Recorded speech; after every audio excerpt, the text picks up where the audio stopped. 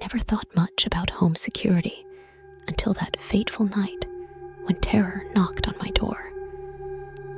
It was a typical evening, with the gentle hum of the television filling the living room and the faint aroma of dinner lingering in the air. Little did I know, within hours, my sense of safety would be shattered, replaced by a chilling fear that would haunt me forever. It started innocently enough. I had just settled into bed, the soft glow of the bedside lamp casting shadows across the room when I heard it. A faint creaking sound, like the shifting of weight on old floorboards. At first, I dismissed it as the house settling, but then it came again, closer this time, accompanied by the unmistakable sound of footsteps. My heart began to race as I lay frozen in bed, straining to listen in the darkness. The footsteps drew nearer, slow and deliberate, echoing through the silent house like a sinister melody. Panic surged through me as I realized the truth.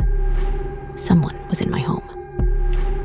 I wanted to scream, to call out for help, but fear held me captive, rendering me mute and powerless.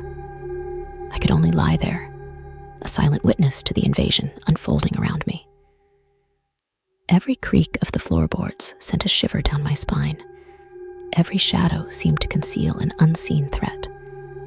Then, the footsteps stopped abruptly, replaced by an eerie silence that seemed to suffocate the room. I held my breath, waiting, listening, praying for the nightmare to end.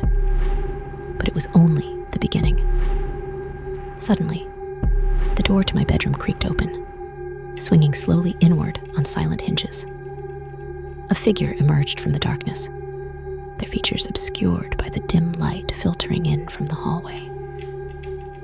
My heart hammered in my chest as they moved closer, closer, until they were standing at the foot of my bed, mere inches from where I lay, paralyzed with fear.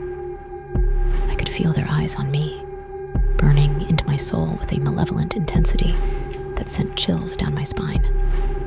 I wanted to scream, to lash out, but terror held me in its grip, rendering me helpless against the intruder in my own home. Time seemed to stand still as we faced each other in the darkness, locked in a silent battle of wills. Then, without warning, the figure spoke, their voice a low, guttural whisper that sent shivers down my spine. "We've been watching you," they said, their words dripping with malice. "We know all your secrets, all your fears, and now it's time to pay the price." With a sudden surge of adrenaline, I found my voice, screaming for help as I scrambled to escape the clutches of my unseen tormentor. But it was too late. Strong hands closed around my throat, cutting off my cries as darkness consumed me. When I awoke, it was to the harsh glare of morning sunlight streaming through the window. For a moment, I lay there, disoriented, before the events of the night came crashing back with horrifying clarity.